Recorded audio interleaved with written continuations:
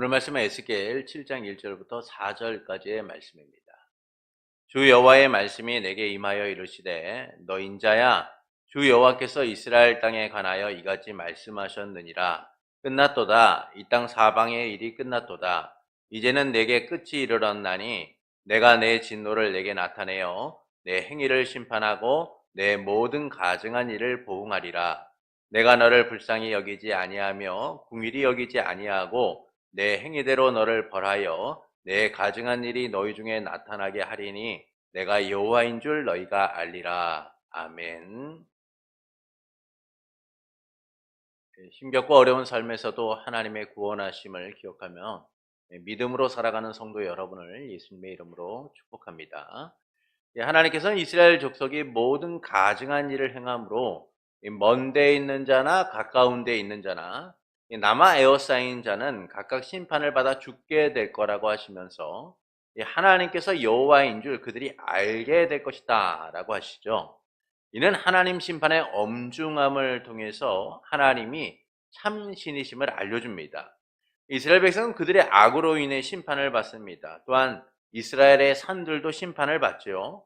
하나님께서는 그들의 악행에 대해 예외 없이 심판받게 될 것이다 라고 하시면서 그 죽임당한 시체는 우상들 사이 곳곳에 널려 있게 될 것이다 라고 말씀합니다. 이 때문에 이스라엘 백성은 하나님께서 여호와인 줄 알리라 라고 합니다. 그들이 무시하고 외면했던 하나님이 참신이심을 그들은 비로소 깨닫게 되는 것이죠. 그래서 하나님께서는 심판의 엄중함을 통하여 참신이심을 알려주고 계신 거예요. 그리고 본문은 이제 이스라엘 땅 거주민 에스겔에 대한 메시지가 담겨져 있는 이 7장의 내용을 말씀하고 있습니다. 6장이 심판의 선언과 회복에 대한 여지를 남겨두었다면 이 7장은 임박한 심판에 대한 말씀을 하고 있어요. 그 심판이 임박했다라는 사실을 매우 강한 어조로서 말씀해주고 있습니다. 그러니까 이 심판은 곧 실행될 것이며 계획대로 철저하게 진행될 것이다 라는 것이죠. 이를 강하게 말씀하기 위하여 9절 후반절은 나 여호와가 때리는 이임을 내가 알리라 라고 말씀해요. 하나님이 때리는 이시다 라는 겁니다. 피할 수 없는 심판, 임박한 심판, 곧 심판이 실행될 것이다 라는 강력한 메시지를 전하면서 이 7장은 이스라엘 땅 거주민에 대한 메시지를 우리에게 전하고 있는 것이죠. 그리고 본문 1절부터 4절은 이 심판의 첫 수신자로서 이스라엘 땅에 대하여 말씀합니다. 끝났도다. 이 땅 사방의 일이 끝났도다 라고 하시면서 끝이 이르렀으니 하나님께서 진노를 나타내 행위를 심판하고 모든 가증한 일을 보응하시리라 라고 하시죠. 그런데 그들을 불쌍히 여기지도 않고 궁휼히 여기시지도 않고 행위대로 그들의 가증한 일대로 벌하시겠다라고 말씀합니다. 이를 통하여 말씀하시는 바는 무엇일까요? 어떤 일의 옳고 그름을 따질 때 사람들은요, 자기의 보기에 옳은 대로 판단하고 행동을 하게 됩니다. 내가 보고 내가 느끼고 내가 옳다고 여기는 것들에 따라서 사람들은 판단하고 행동하게 되죠. 결국 모든 판단의 기준은 누구예요? 자기 자신인 겁니다. 세상에서 논란이 되는 많은 일들이 있어요. 이를 바라보는 사람들의 시각이 다양하다라는 것을 여러분은 아실 겁니다. 어떤 이들은 잘못되었다라고 말하고 어떤 이들은 옳다라고 말하죠. 그러니까 모든 일에 있어서 찬성과 반대가 항상 공존한다는 거예요. 일치를 이루는 일이 어렵다는 겁니다. 그것이 분명히 잘못된 것임을 알면서도 그것이 잘못되지 않았다라고 말하는 사람들이 있다라는 것이죠.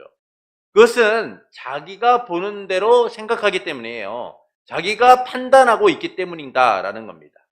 사사기서에 보면은 죄악을 끊임없이 저지르는 이스라엘 백성의 모습을 보여줍니다. 그들은 죄에 대한 두려움도 없이 죄가 가져올 결과도 간과한 채 원하는 대로 행동해요. 우상 숭배, 교만, 음란, 살인 등 말할 수 없는 죄가요, 이 사사기서에 나타납니다. 그런 그들을 향해 하나님은 이 사사기 17장 6절과 21장 25절에서 동일하게 그때는 이스라엘의 왕이 없으므로 사람마다 자기의 소견에 옳은 대로 행동하였다라고 말씀하시죠. 자기 소견에 옳은 대로, 자기가 판단하기에, 자기가 생각하기에 옳은 대로 사람들은 행동했다는 거예요. 이 소견이라는 단어가 눈이라는 말이에요. 사람들이 자기의 눈에, 자기가 보기에 옳은 대로 판단을 했다라는 겁니다. 이처럼 사람들은요, 보이는 대로 판단하고 행동하게 되어 있는 거예요.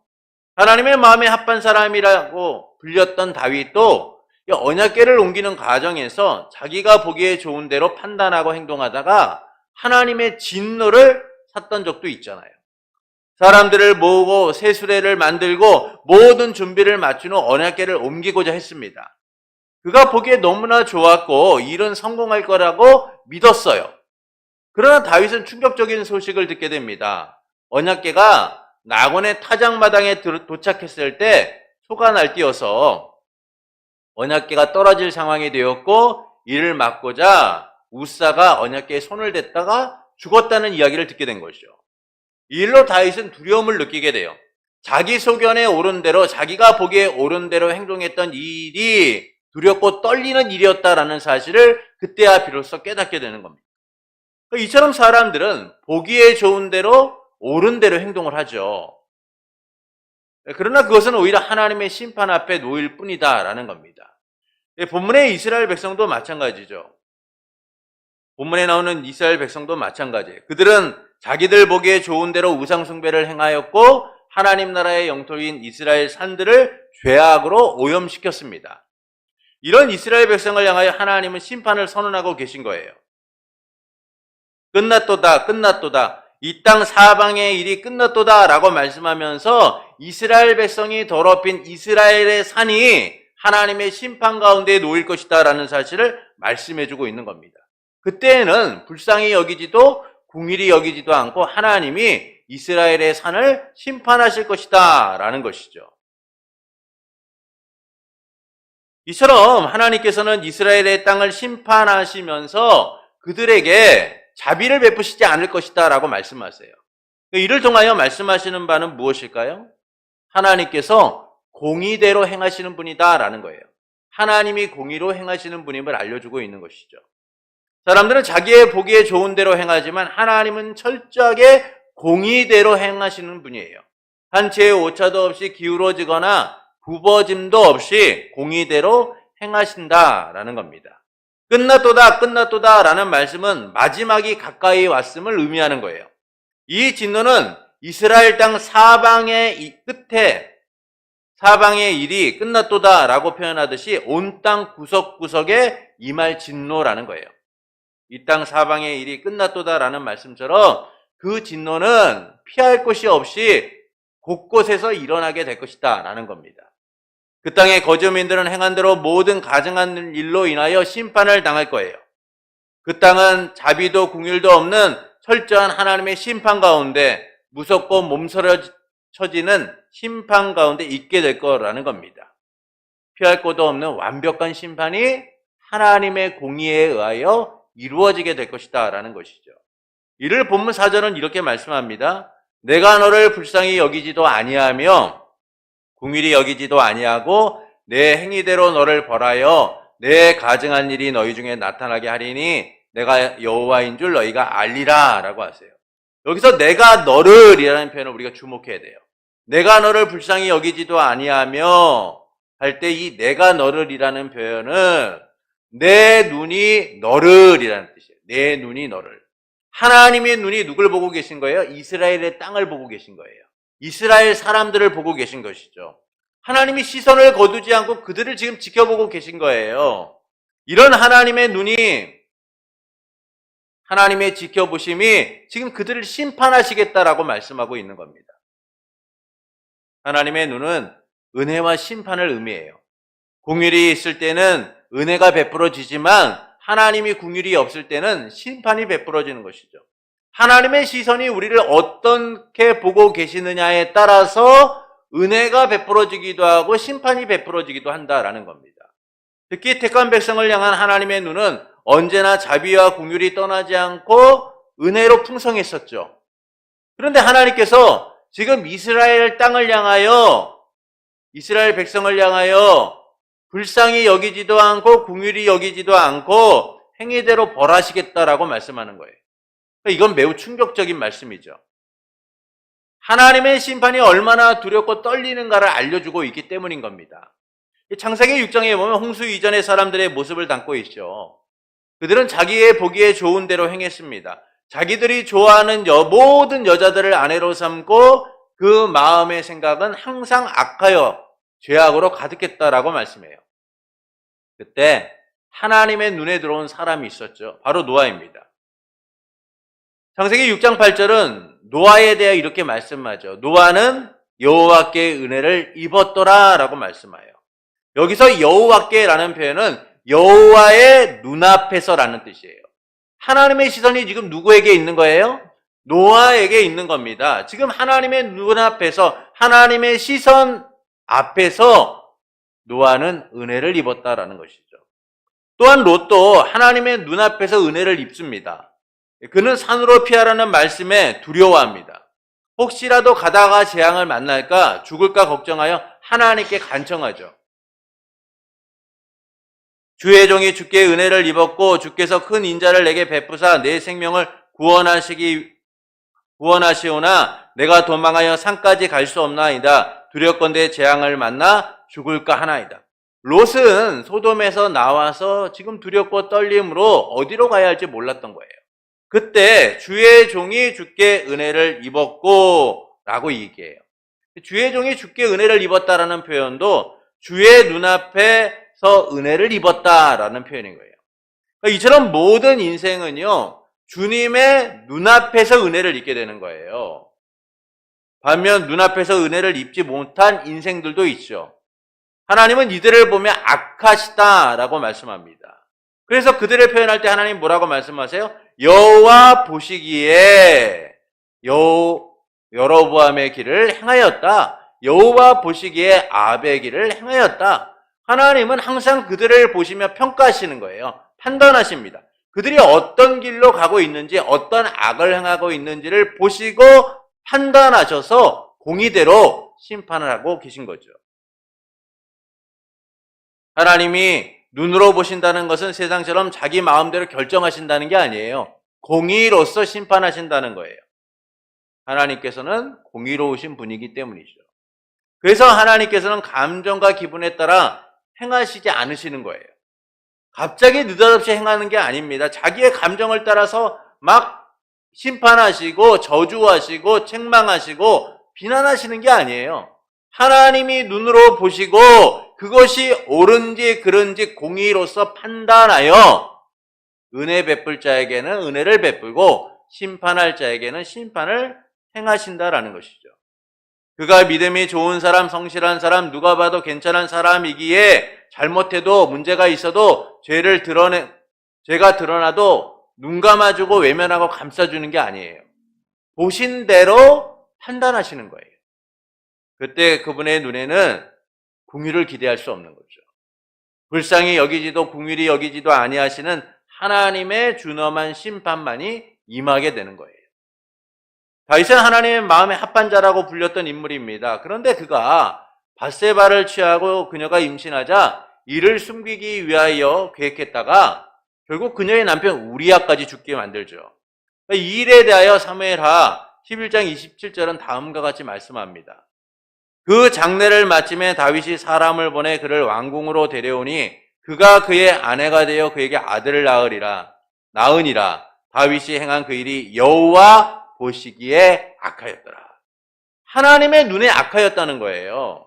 이 일 이후 하나님은 다윗의 삶에 견딜 수 없는 죗값을 물으십니다. 그를 심판하시죠.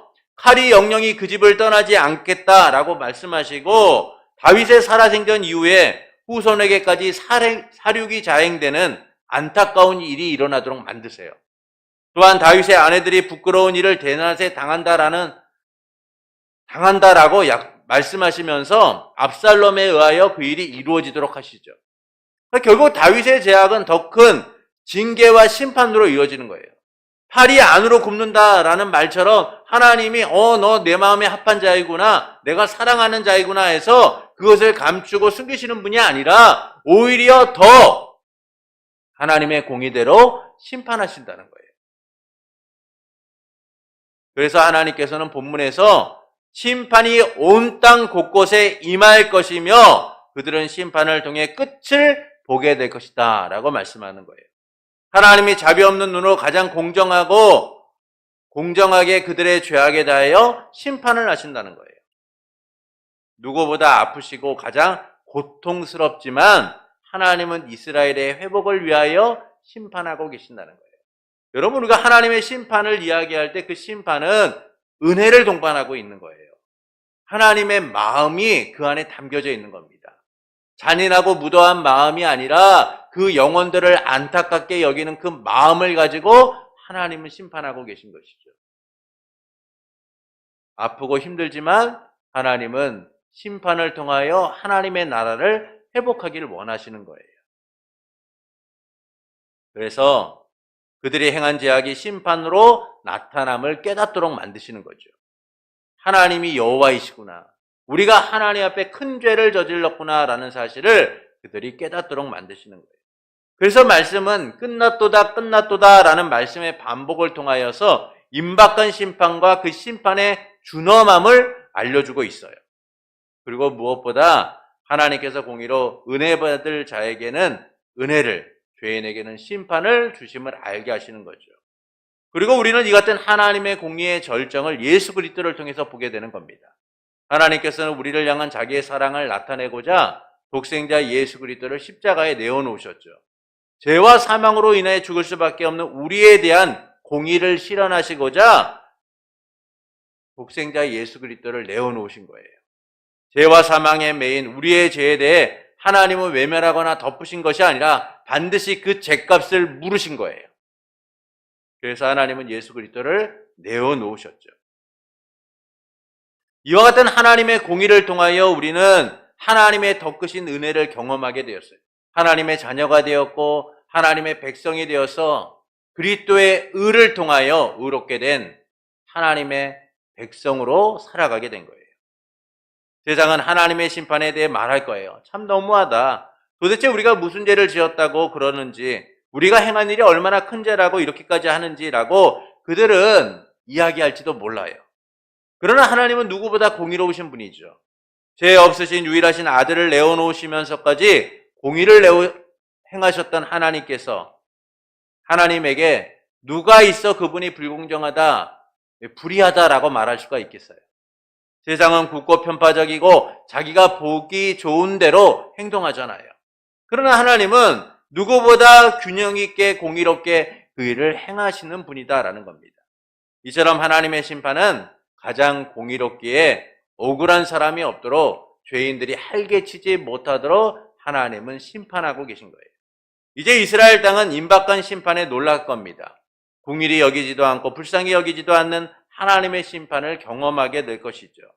이스라엘 끝이 다가오고 있으며 그들이 행한 죄악의 결말을 맞이하게 될 겁니다. 그러나 하나님께서는 이와 같은 놀라운 심판 중에서도 그들을 향한 회복을 준비하고 계심을 잊지 말아야 돼요. 하나님의 택한 백성을 향한 심판을 통하여 궁극적으로 이루고자 하시는 것은 진정으로 하나님을 섬기고 예배하는 하나님 나라 백성의 회복이니까요. 그리고 하나님께서는 우리의 죄에 대한 공의를 예수 그리스도를 통해 실현하심으로 하나님 나라 백성의 삶을 허락하셨어요. 이처럼 하나님께서는 공의로운 분으로 행하시고 또한 사랑으로 회복하시는 분입니다. 그래서 우리는 하나님의 심판대 앞에 서지 않도록 해야 돼요. 하나님의 시선이 냉랭하게 우리를 바라보고 심판하지 않도록 해야 됩니다. 이를 통해서 하나님께서는 우리가 어떻게 살기를 원하실까요? 항상 하나님의 시선을 의식하는 삶이 되기를 원하십니다. 하나님이 지켜보고 있음을 인식하기를 원하시는 거예요. 그러니까 하나님에 대한 의식은요, 하나님 백성의 정체성을 잃지 않고 순종하도록 만드는 거예요. 여러분, 우리가 하나님의 면전 앞에, 하나님 앞에 날마다 서 있는 삶이라고 한다면 어떻게 하나님을 의식하지 않고 살아갈 수 있겠습니까? 하나님이 나를 지금 지켜보고 계시다는 사실을 날마다 느끼고 살아가고 있다면 우리가 어떻게 하나님 앞에 범죄할 수 있겠어요? 그러나 우리는 하나님을 의식하지 않고 자기 보기에 좋은 대로 행동할 때가 많아요. 그것은 세상의 시선을 의식하면서 하나님을 의식하고는 살지 않고 있기 때문이에요. 여러분, 사람들의 시선을 우리는 많이 두려워하고 삽니다. 사람들이 나를 어떻게 볼까? 사람들이 나를 어떻게 평가할까를 그렇게 우리는 두려워하고 살아요. 그래서 외모와 취향과 학벌과 사람들의 시선을 의식하여서 어떻게든 잘 갖추고자 노력을 하죠. 하나님을 의식하지 않고 자기 좋은 대로 살아가려고 하는 거예요. 그러나 하나님은 언제나 어디서나 우리와 함께 하시며 지켜보고 계세요. 그분의 눈을 피할 수 있는 사람은 아무도 없어요. 그래서 우리는 세상의 시선이 아니라 하나님의 시선을 의식하며 살아야 되는 거예요. 여리고성을 성공적으로 무너뜨린 이스라엘 백성은 기뻤습니다. 그들 앞에 어떤 적도 어떤 성도 거리낄 것이 없었어요. 그런데 그들은 아이성에 침략했다가 패배하게 됩니다. 그때 하나님께서 이스라엘이 죄를 범했다라고 하시면서 하나님의 언약을 어겼고 하나님의 것을 도둑질했다라고 말씀하시죠. 그러니까 이 일로 인하여 이스라엘 백성은 지파별로 제비를 뽑게 됩니다. 결국 아간이 범인임이 밝혀지게 되죠. 이 아간은 욕심에 눈이 가려서 외투한 벌과 은 200세겔과 50세겔의 금덩이 하나를 훔쳤다가 결국 죽게 돼요. 이를 행하기 전에 그는 생각했어야 돼요. 또한 성공한 후에도 그렇게 생각했을 겁니다. 아무도 모를 거라고, 완벽하게 성공했다라고 생각했을지도 몰라요. 그러나 그는 하나님의 눈을 피할 수가 없었어요. 이처럼 하나님을 의식하지 않으면 죄를 짓게 되어 있는 거예요. 하나님을 떠나 악의 길로 가게 되는 겁니다. 그래서 날마다 세상의 시선이 아니라 하나님의 시선을 의식해야 돼요. 이는 우리를 하나님 백성답게 살게 하며 하나님의 뜻에 순종하도록 하기 때문인 거예요. 그래서 언제나 우리와 함께 하시며 지켜보시는 하나님을 의식해야 하는 겁니다. 하나님께서는 우리를 지켜보실 뿐만 아니라 우리의 심령까지도 감찰하시니까요. 이처럼 하나님께서는 우리의 모든 것을 감찰하여 보십니다.